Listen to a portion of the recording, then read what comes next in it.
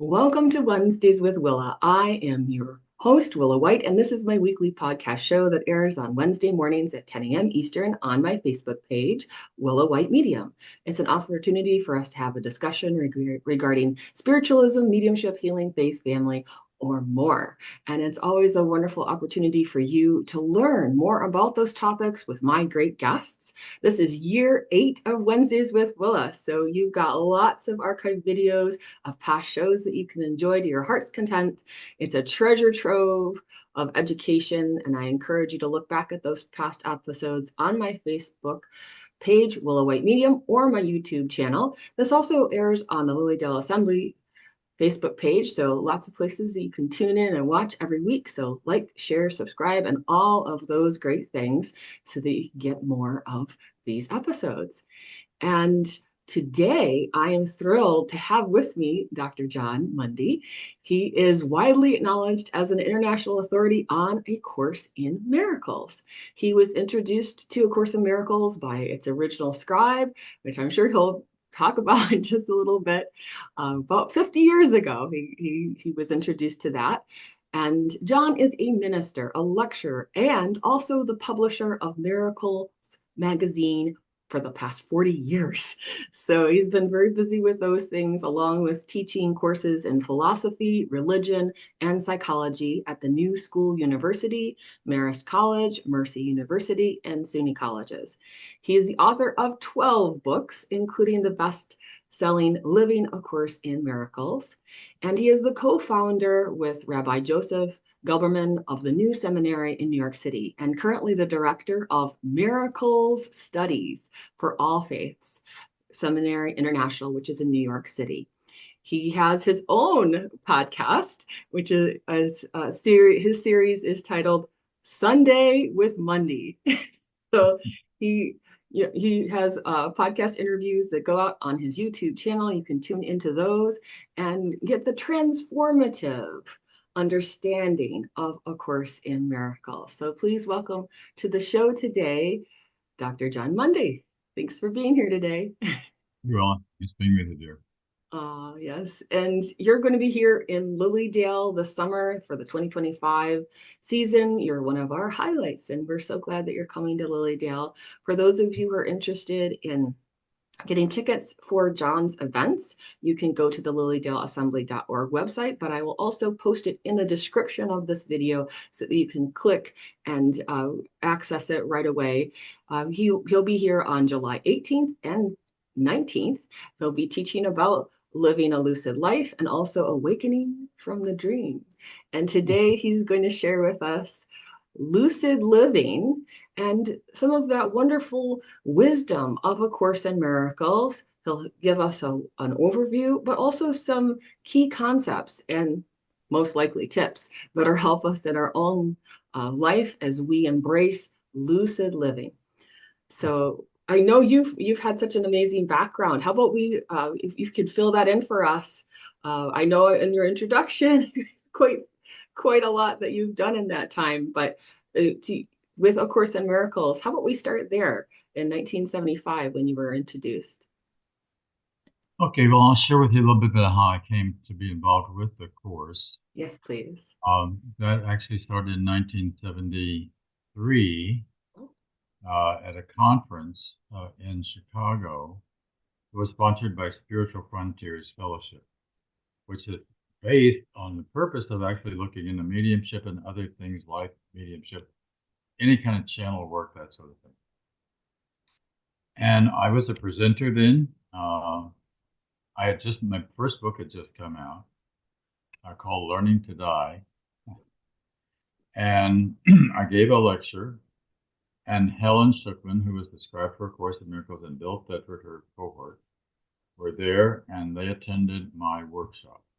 Now, I might add that they were there because Hugh Lynn Casey, that's Edgar Casey's son, was the keynote speaker. And they were there to meet him. They weren't there to meet me. This was the first time we met. So they came to my workshop. And I think if I had known who was there, I mean, the top professor at Columbia University and and I'm kind of a cocky Ph.D. student at the time, I think I know something. And like I said, if I didn't know. So I was introduced to Helen and Bill after the workshop was over. And they told me that Helen had written like an inspirational book. I don't think they said A Course in Miracles. I really don't remember what they said. But Helen's this short little woman with frizzy hair and big glasses. And I remember actually looking at her and thinking, isn't that sweet? The little old lady wrote an inspirational book. No, How probably got some cute. prayers. You got nice prayers in it. It does. It's got a lot of prayers in it. Beautiful. But that was our first meeting. That was all that happened at that particular juncture. I wasn't on the Hewlett and Casey meeting or anything like that. So that was in 73 and 74. I wrote a letter, which was published in the Journal of Transpersonal Psychology, expressing interest in people who were working in fields of psychotherapy and spirituality, because I was doing a dissertation on that at the time. And Bill saw my letter, and he told Helen that he thought it was a call for her to complete the writing of the psychotherapy pamphlet, which she had started but she had never finished. She agreed. So she finished writing the psychotherapy pamphlet in March of 1973. Now this was 75, take it back. Let's jump up a couple of years. And she called me and she said she'd like to give me something. And I didn't know what she was talking about. But it seemed important, so I agreed to go meet her and Ken and Bill in Ken Wapnick's little studio apartment over on 17th Street in New York City. I remember it was on a Sunday. It was April 20th. After I finished I was working also as a minister of a church in Brooklyn. So I went over there, and Helen and Bill and Ken told me about the course, how it came into existence, its effect upon them, and she gave me the manuscript of the psychotherapy pamphlet as a starter to read. And I do remember walking home that night, because I didn't live very far from there, thinking that the most important thing which had ever happened to me had just happened. But I had no idea what it was. I didn't know. And it was a while before I began to get into the course. And actually, I won't go into this now because it's not a part of our time. But what really threw me into it was that the year later, in July of 76, I had a profound near-death experience. And I might add, it happened in the jungles in Chiapas in southern Mexico with the benefit of a shaman and a psychiatrist. I won't go into that. I want to put that on tape in just 2 weeks. So that's how it all got started. But the more you get into the course, the more you realize this is true. I mean, this is golden. This is like, who wrote this? And pretty soon it's clear nobody wrote it. By that I mean no BODY. Helen took it down. It was, she wrote it, but she heard it. And the fact that she was able to hear this is just absolutely incredible. So it's full time now. I was working as a minister and as a college professor for a long time for many years, well up until 2008. Actually, I quit working as a minister in 2001 or two, beginning of two. But it's all I do now because I can't imagine doing anything else, and also having fun. I mean, there's no more fun. What could be more fun in a way than thinking about these things? But not just thinking about the course is very deep. It's very deep, and so you begin to get it. And Ken Wapnick, who was really my teacher through this whole process, said after I wrote my first book on the course, this still haven't thing on my desk. He says, "Well, okay, but take it deeper, all right?" And so I took it deeper, and then when you take it, then you can go deeper, and you can go deeper, and you can go deeper, because this is going all the way home. I mean, this is taking us all the way back to God. So That's That's been beautiful. a part of this journey, and this is the journey that I'm still working on. That's kind of an introduction as far as the course is concerned. Yeah. What a beautiful story in so many ways. You have these different parts of merging with what Helen was sharing, that channeled work, All and right. then also your own experiences. There's this meaningful collision, shall we say, Yes. Good. of events Synchronicity.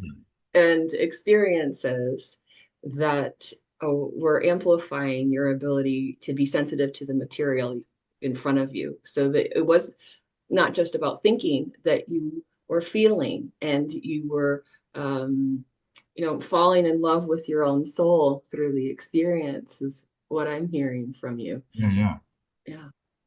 yeah. Yeah, just being a minister was a good thing because think about this. You have a job where once a week you have to sit down and put your thoughts together in a way that you can present to a group of people, and they're going to hopefully find that meaningful and inspirational.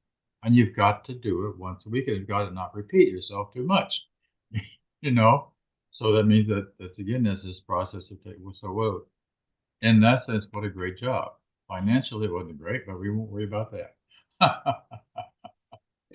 Yes, it is a challenge each week if you're having to prepare a lecture that's inspirational and Yeah, educational for others to cohesively bring that forward, but also be make the work, make the miracles accessible for other people.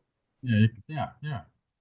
Yeah, that's beautiful. So then, as you were moving forward with this and you became more immersed in A Course in Miracles, writing the books and teaching about it too, you started to recognize some of the concepts of the wisdom of Course in Miracles. So maybe we should talk real briefly about some key points that you think would be important for the viewers to understand about A Course in Sure. Miracles.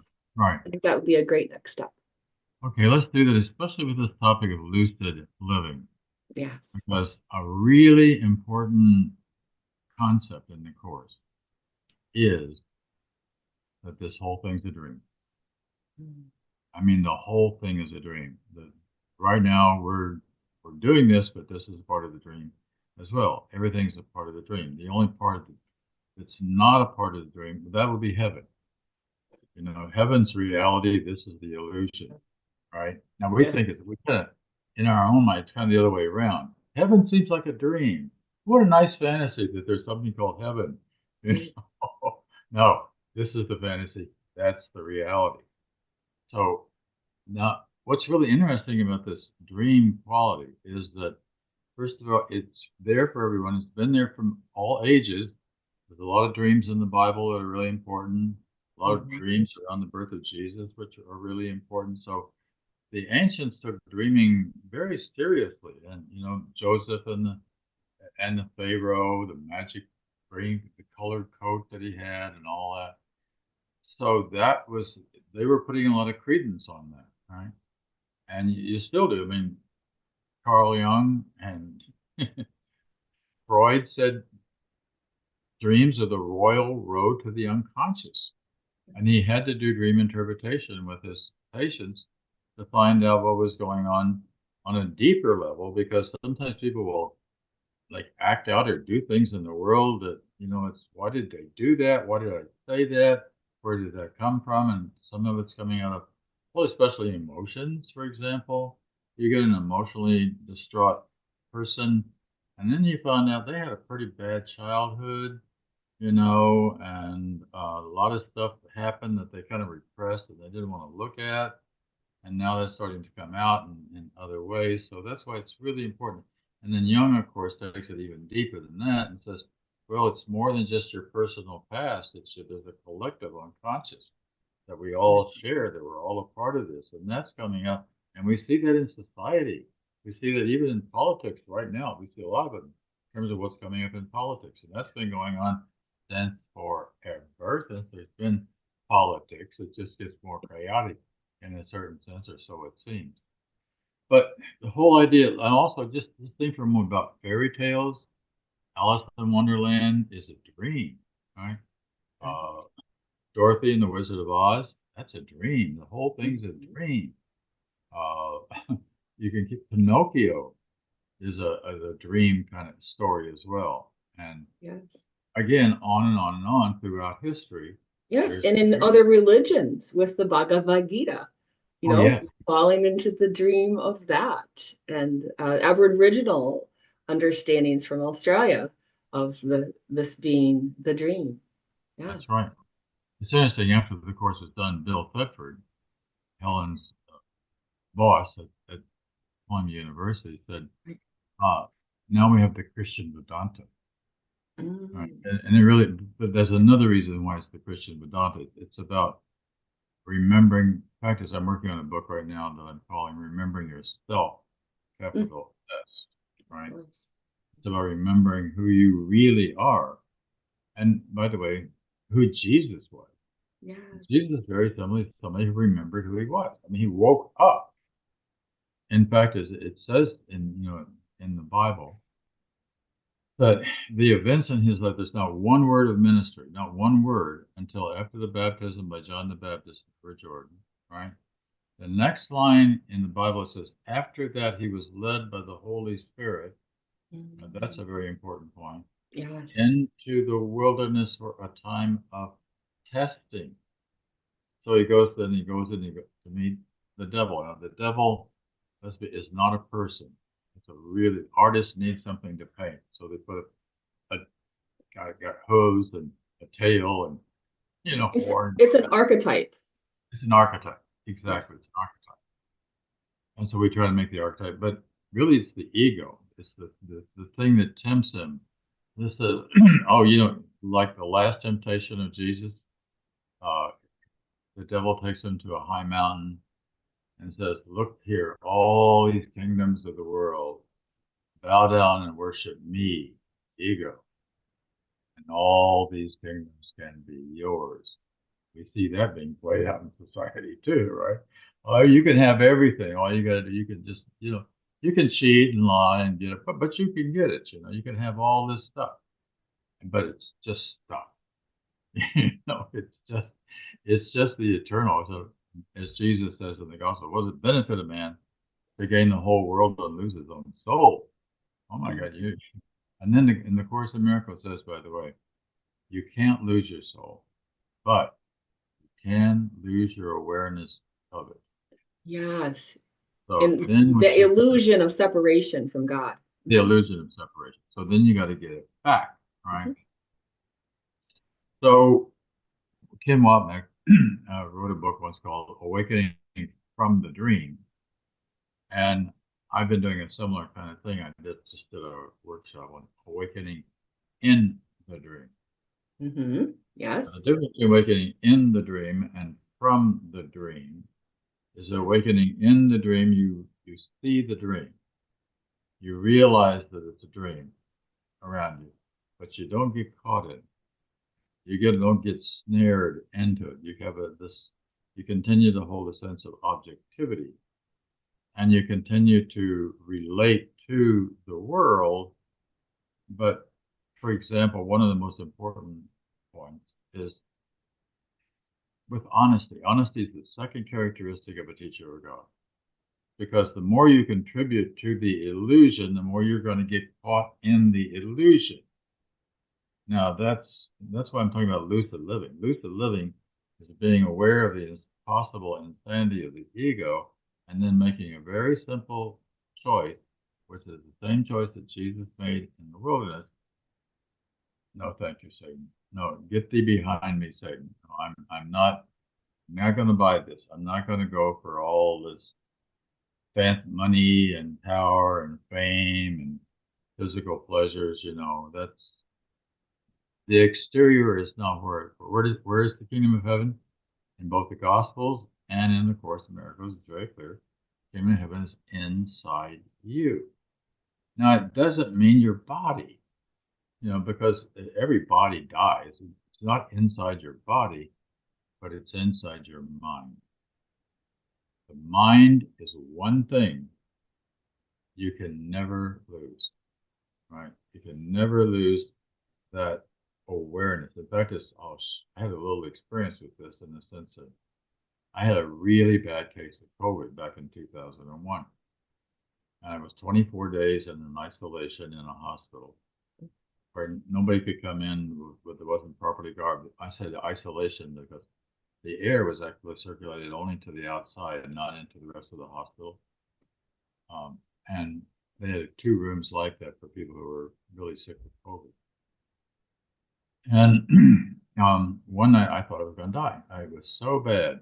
It just, what COVID did to me at least, it just took all the energy. That the energy all just, there was no energy. The thought of getting up out of bed and walking to the bathroom, which was about 10 feet away, how was I going to do it? I did not have the energy to get up and walk to the bathroom. Just couldn't do it. I did, of course, make it, but, it was a struggle, and you had to hold on to things and stuff like that. But, so this one night, I'm dying now. I'm going to die. I kind of fell back like this, and I remember falling back like this, and I heard this voice, and then the voice said, "Go or stay, either way, you will not lose your mind." That's all it said. Just that. Go or stay. It had a little rhyme to it. Go or stay, either way, you will not lose your mind. So obviously I stayed because my wife has some disabilities and she really needs me, and she needs me to be here. I need to stay around longer than she's around. Let's put it that way, because I need to see her through the end rather than the other way around. So anyhow, the thing is awakening in the dream, but you've got to be aware of the dream, but then you can function much easier within the dream because you're not attacking it, you're not damning it, you're not cursing it, you're not attacking other people. 2 of the most basic principles of the Course of One. You do not attack. Absolute attack is always a mistake. It's never the right choice. In thought, word, or in deed, right? You don't do it. It's not, attack has no, anger is never justified, the Course is. So this is the training. Okay, so the Course is a course in mind training. It says so in the first chapter. So we're training our minds. We're learning how to think differently, to be differently, to respond to the world differently. And one of the first things that you're going to want to get out of your psychic system is the anger. And you don't get it out by expressing it. They tried that by hitting pillows back in the 60s, and it just made people madder. It fed that energy, Some people maybe have felt better afterwards, but they thought it wasn't really working, right? Because the idea is to stop the insanity, not to participate in the insanity, even as play, right? Even as play. Although again, okay, like if you cry, you feel better to cry. I understand that. That's a little bit, that's a purification. You're cleansing the psychic system. You're getting it out of your system, if you will, right? But that's all we mean by living a lucid life, or of course another terminology is above the battle. You get above the battlefield. Mm-hmm. So if you're up here above the battlefield and you look down and you see the game, you see the play, you see the soap opera, and you see it for what it is, and you make a very simple decision. I'm not playing. I'm not going to play this silly ego game. So when you see silly ego games going on, you just don't do anything.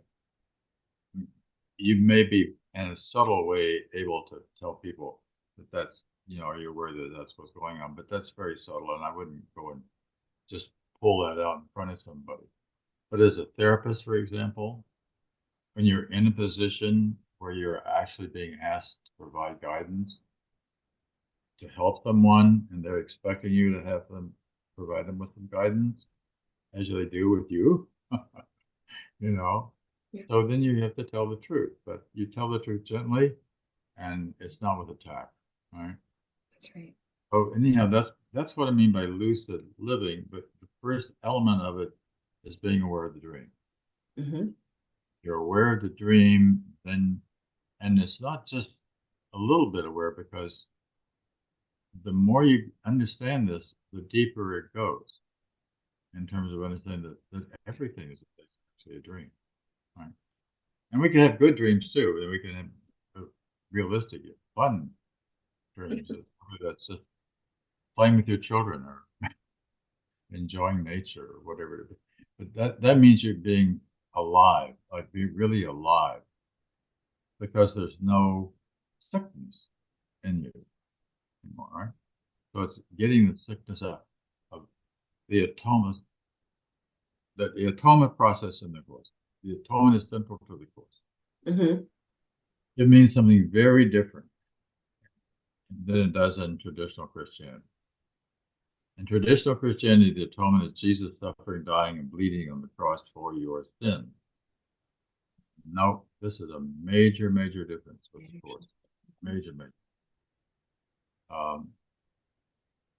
What's the matter of it? It's a matter of letting go, of relinquishing of all of the junk that's within your own system. Letting go, letting the ego go means purification. Principle number 7 of the 50 Miracles Principle says, miracles are everyone's right, but purification is necessary first. Now, the idea of purification is really basic to all religious traditions. There's some form of purification that's a part, some cleansing that has to be done, getting the junk out. But what I mean by that is junk would be things like lies, attacks, defense, selfishness. And we don't want to look at ourselves. But every once in a while, it's a good idea to, if somebody confronts you, let's say, with something that's selfish about you, what you want to listen to that. And you want to record, is there truth in that? Is there even a little bit of truth in that? Well, then let me look at that. And can I do anything? Can I change anything that's going to make me feel better? It's going to make the other person feel better. So I've been running on. So if you want me to. No, this is great. I think it, just to recap what you said for folks, some major components of this would be first awareness of the dream, Yeah. the choice to be above anger, Right. and then next would be the atonement, which has the purification, but part of that would be self-assessment. So in that self-assessment, you can then be corrective about your words and deeds so that your actions are in another A, alignment. So a lot of A's here going on. Awareness, anger, atonement, assessment, alignment. Yeah. Yeah, Well, you got to start somewhere. that's right. Might as well start with A. That's Let me great. explain something that's really, because I got somebody just emailed me about this a couple days ago. They were very, very confused. Major difference between the Course in Miracles and traditional Christianity. All right. Yes. I'll first always say the Course is Christian. Who wrote the Course? That's right. Helen didn't write it. I knew Helen. I spent time with Helen. Helen was like my therapist for the last 2 or 3 years of her life. She's the one I went to for counseling. But she couldn't have written. That just Yeah, wasn't she her. was atheist, is my understanding, or perhaps maybe agnostic would be better term Well, initially, right? no, actually, she liked to think of herself as an atheist, and there was Right. a juncture, especially as a young woman. She was an intellectual, and straight A student, never made anything less than an A, Mm-hmm. that kind of.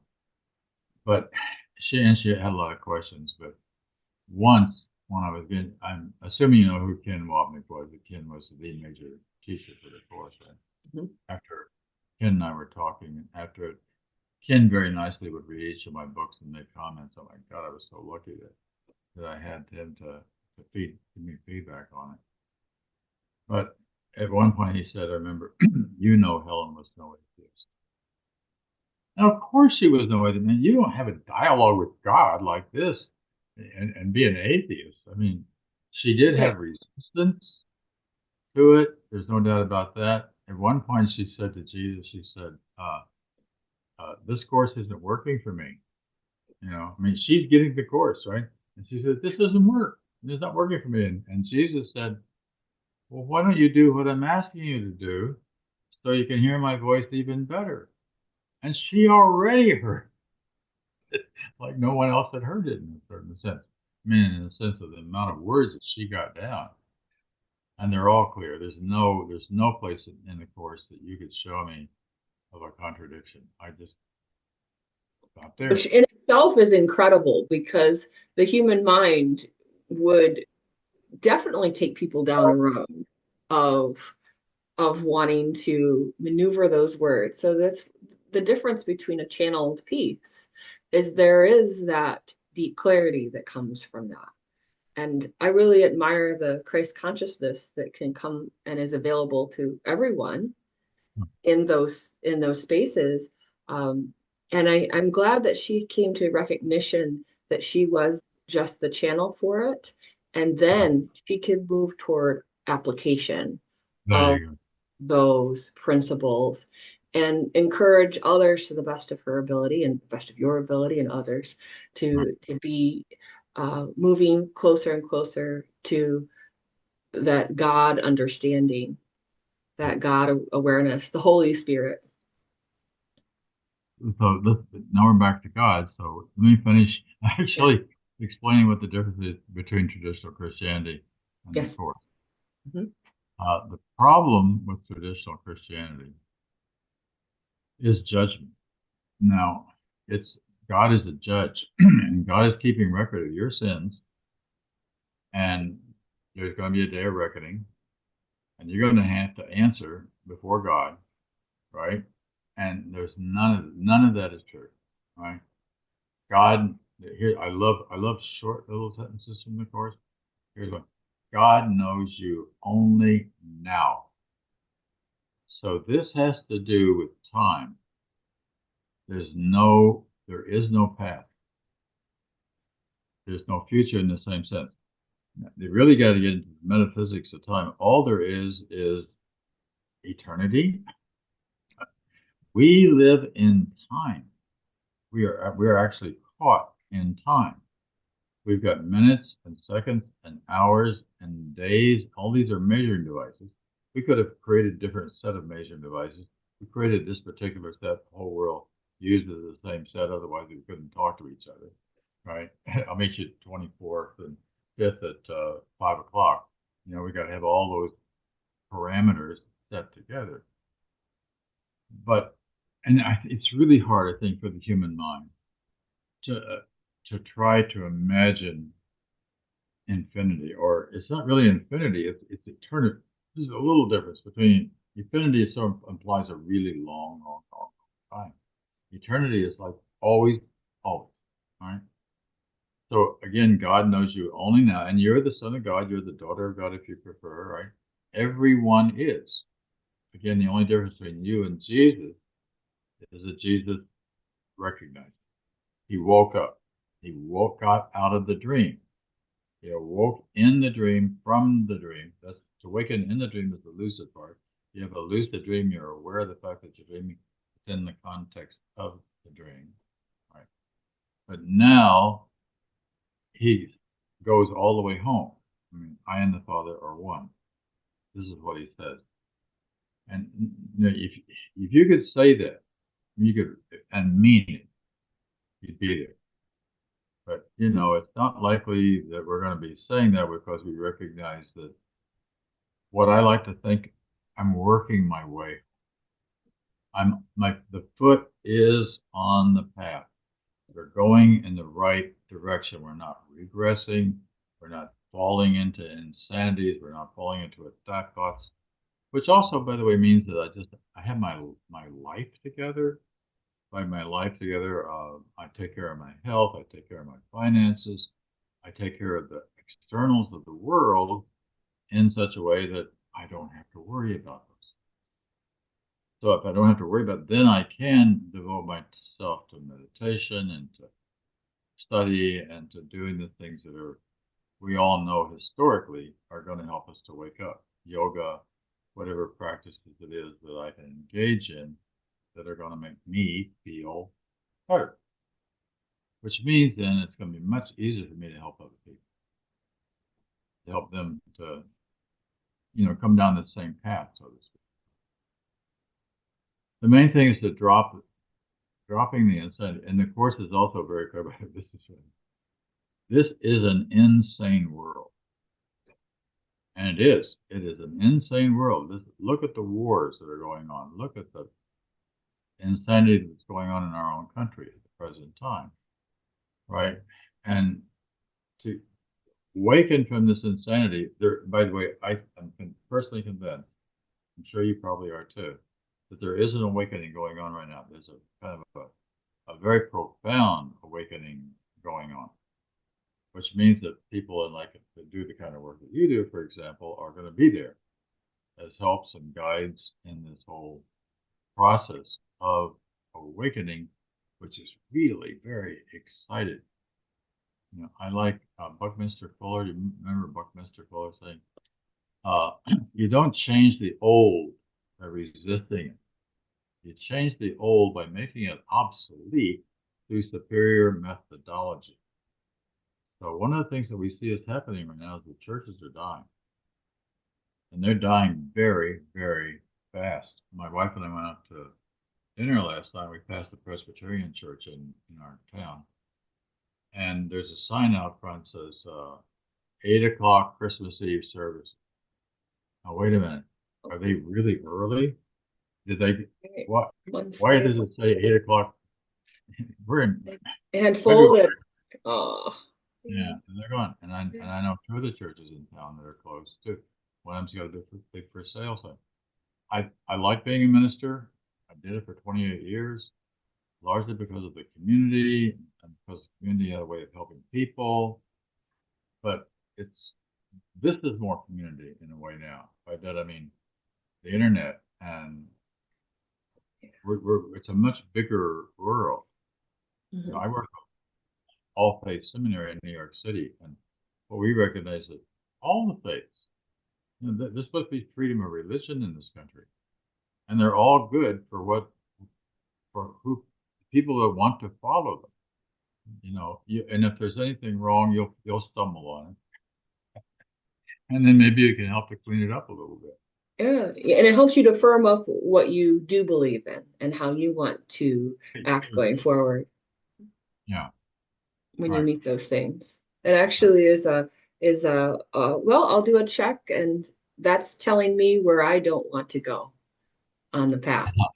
Yeah. Yes. Mm-hmm. Exactly. So in terms, go ahead. I was just going to say, but the truth of religion remains the same, whatever the religion is. Mm-hmm. And so that's what I mean by a lucid life hones it down to it's a balanced life. A couple of religions that interest me the most, although I'm not going deep into it. One is Buddhism and Taoism. Mm-hmm. Taoism is more of a philosophy than it is a religion in a specific sense. But the whole idea of getting my mind quiet and balanced and in order. Do you know Yuval Noah Harari? Yuval Noah Harari.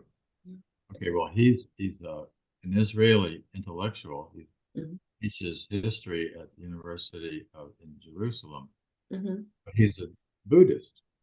So he grew up in a Jewish family, but he's a Buddhist. He meditates, would you believe, 2 hours a day? 2 hours, not 20 minutes. Hour in the morning, hour in the afternoon. He says he has to do that to shut down the story.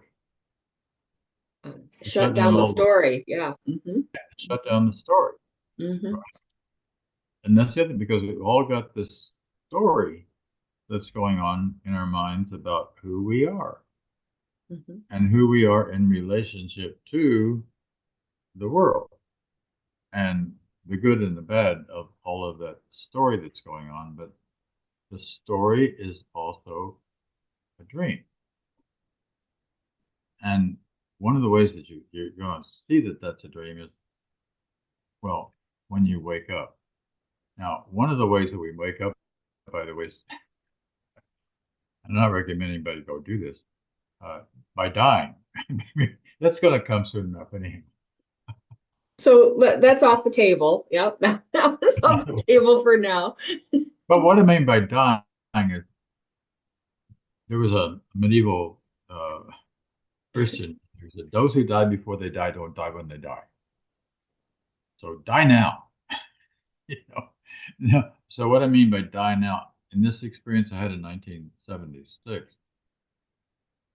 it was horrific. I wrote a description of it. I'm going to be presenting it in 2 weeks in New York City. And the description was called Holy Hell. And the reason it was Holy Hell, that was the last 2 words I said before I died, was it meant letting go of absolutely everything that I thought was real. The body, the name, geography, people, my family, it all flashed and then disappeared. And just things like that. These memories would come in and gone. You know, the memory gone. And so then you're naked, which is sort of, you know, the book Pilgrim's Progress Yes. on Yes. Bunyan. So Yes. that is a dream. Yes. He's off on a journey. He's Mm-hmm. going somewhere to this place called the Celestial City. Well, guess what the Yes. Celestial City is, With the right? big pack on his back. Yeah, and the pack is sort of on his back Yeah. are all the problems and all the worries. He goes with the sloth of despondency and the valley of humiliation. You've ever been to any of these places? It's like, but that's the atonement process. That's cleaning. That's getting all the junk off. So the way you get into heaven is naked. Now, I don't mean that physically. There's no body. There's a You setting go aside of deep. the persona, I guess would be a way to say that. You set aside the persona. Yeah. But the And persona, that's, go ahead. yeah, I I think think that there's there's a setting aside of the persona and being so much in that love of God that it lights your way so that you don't get lost in Vanity Fair. You don't get lost in all of those things that are along the way. right. It's We, okay we, if you do, and then you remember. People sometimes feel badly that they got lost for a little bit, but they'll find your path again. it's all about remembering. Yeah. It's all about this the book I'm working on, Remembering Yourself, Mhm. because it's always going to be about waking up to the reality. That's what Jesus did. He remembered who he was. He woke up to the realization that he was, as a matter of fact, the Christ. By that I mean he was one with God. I and the Father are one. Well, so are you, and so is everyone. But you have to awaken to that on your own. And it's not arrogance.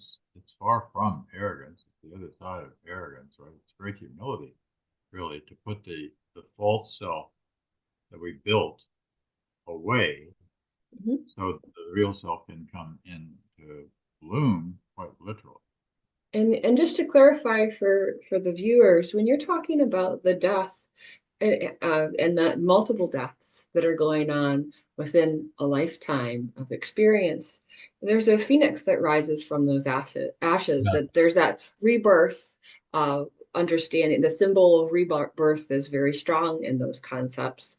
But also, I think that when you're in that phase of letting something die, an aspect of yourself that no longer serves you, maybe no longer serves others, it's not in the highest and best good, you start to let that sloth away, and the metamorphosis of the butterfly, you Good emerge. illustration. And there's a different imagery that you associate with yourself as a soul than you do as just a body or living in a secular world on a mundane consciousness level.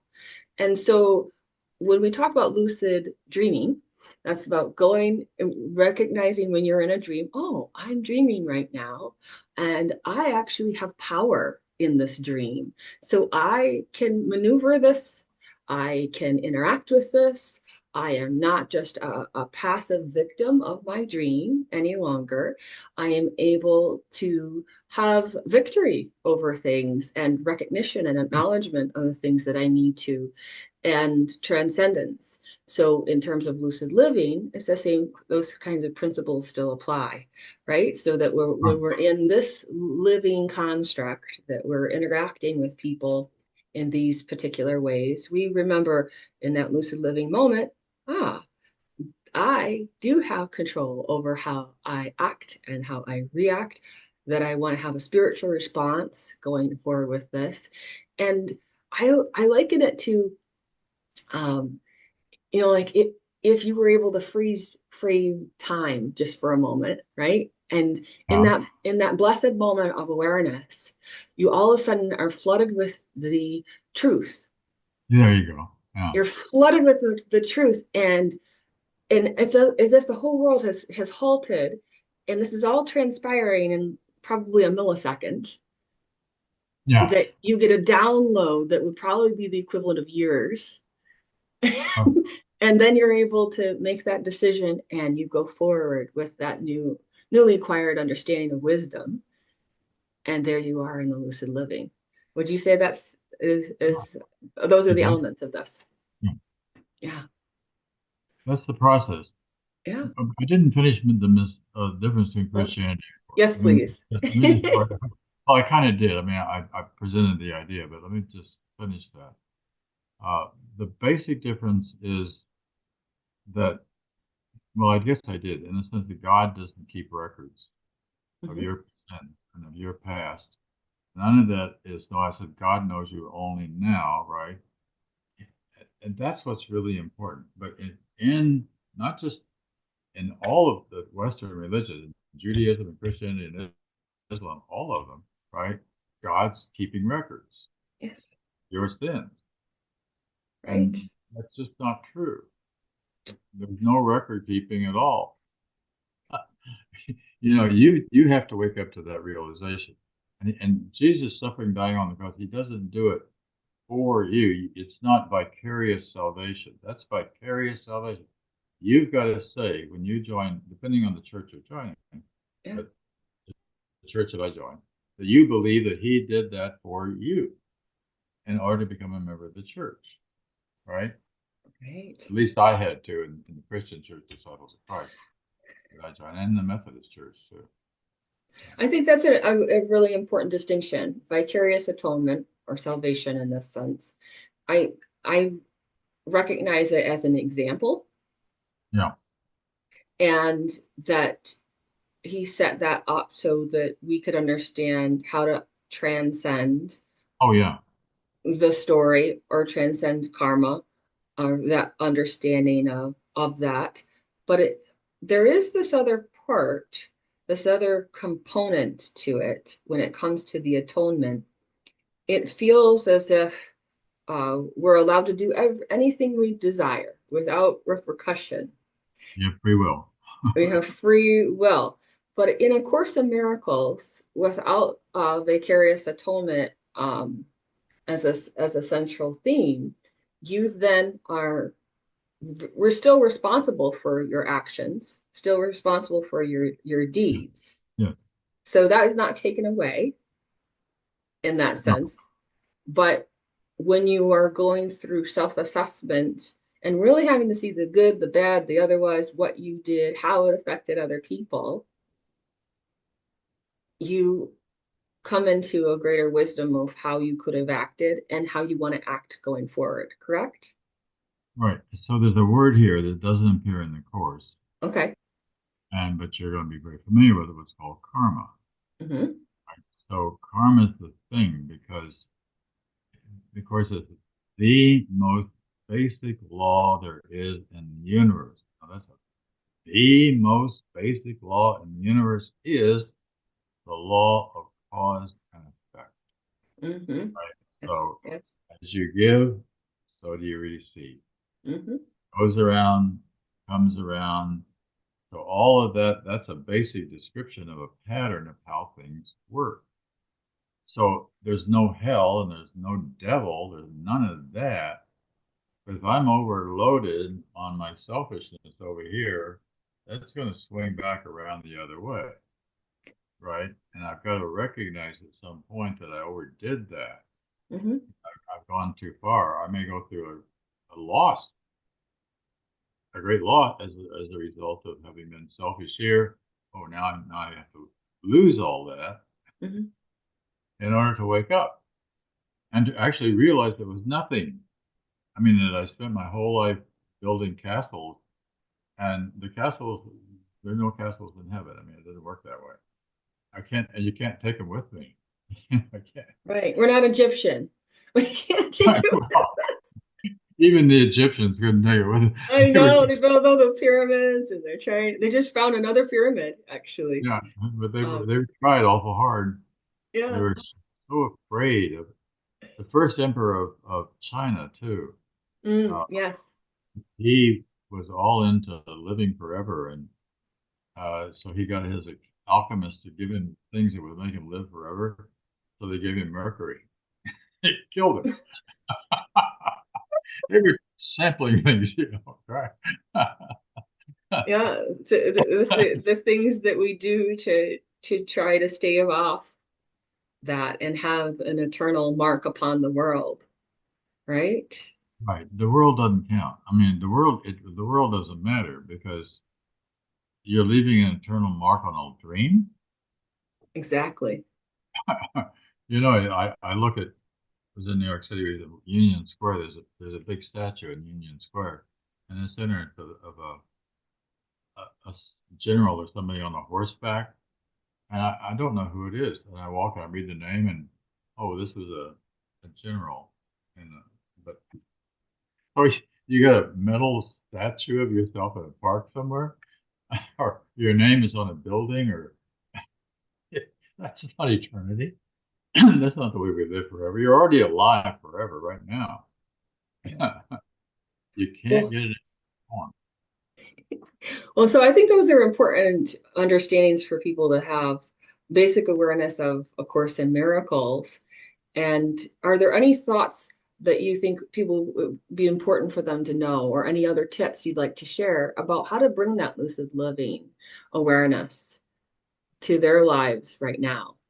Well, if I'm of course teaching the course, I recommend studying the course because Yes. it's the best thing that I know out there. The course is very slow.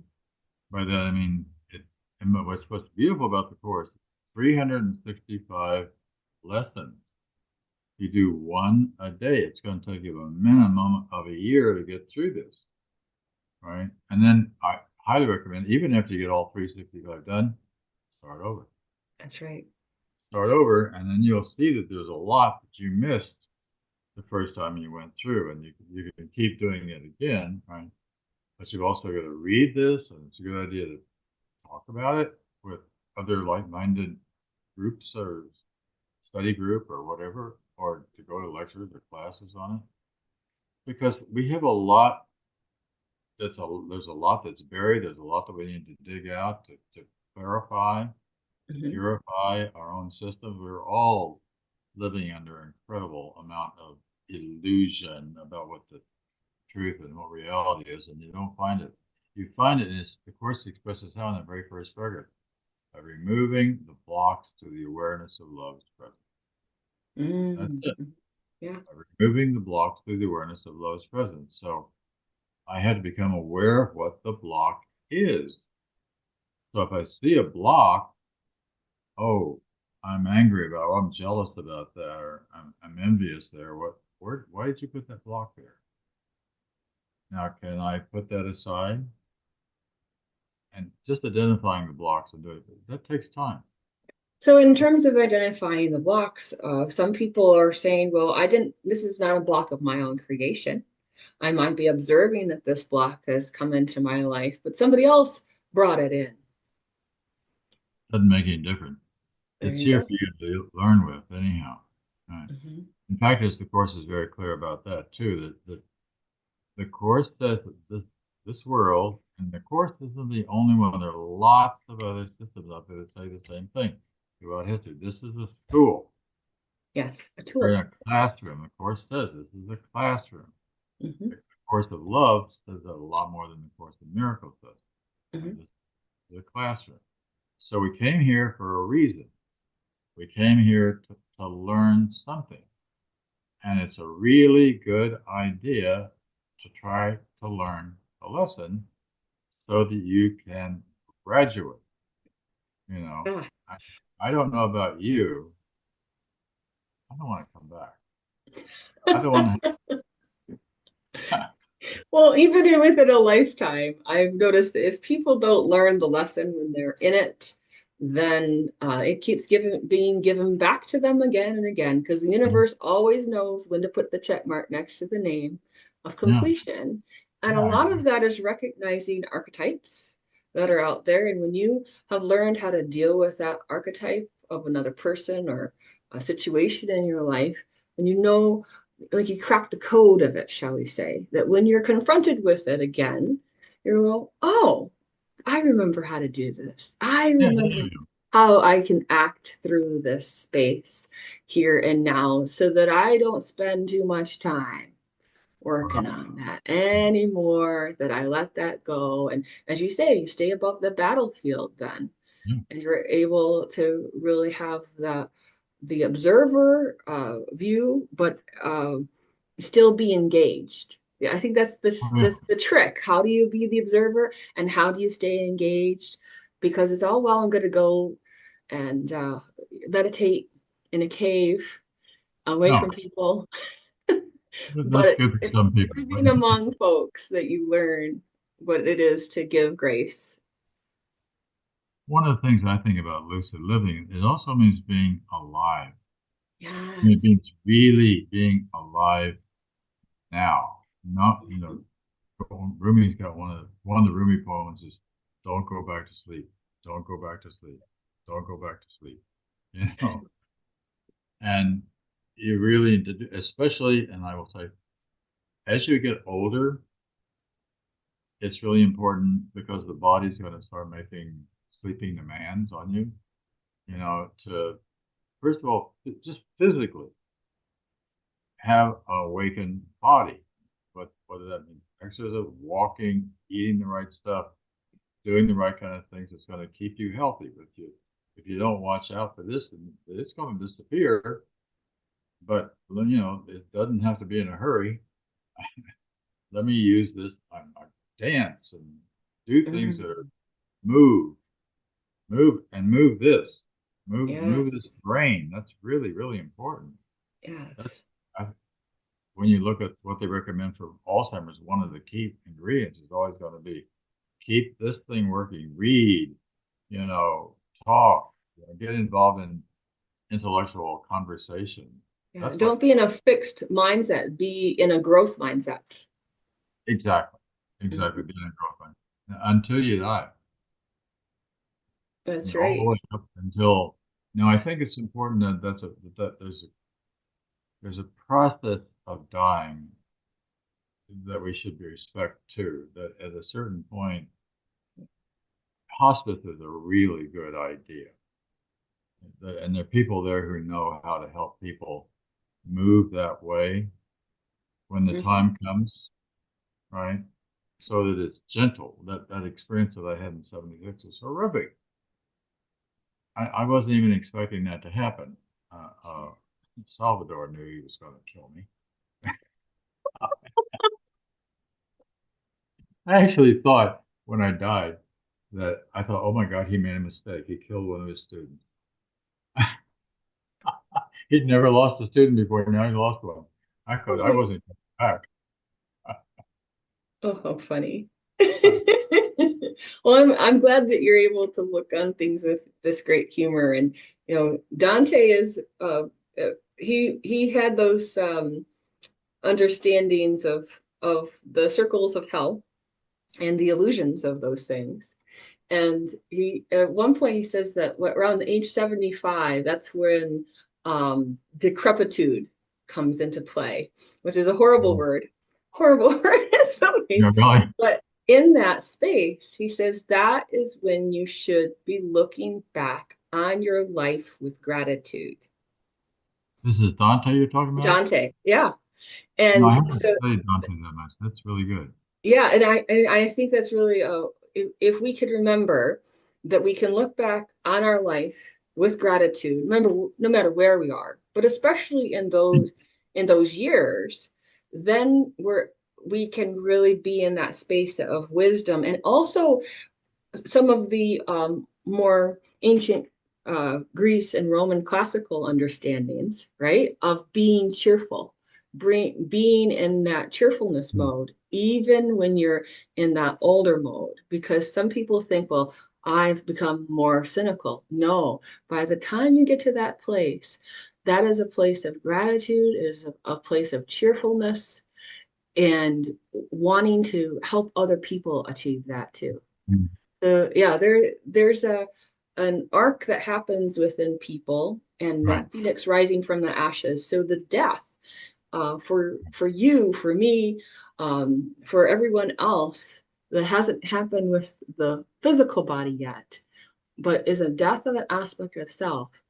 Have awareness that just before that happens, you want to open up to the gratitude. Exactly. It's in, I read a study, a psychological study that found that older people tend to go one of two ways as they get older. Mhm. And that they either get grumpier and meaner minded, or they get more open, laid back, relaxed, let things be what they Mellow, are. mellow. I mean, which way you want to go. But, Yeah. but they also found that that was in there from an earlier point. So, of Yes, course, it helps if it was. I mean, some it, people who were really angry when they were younger, they sometimes do mellow out as well, that over could time. be, yes, of course. Yeah, yeah.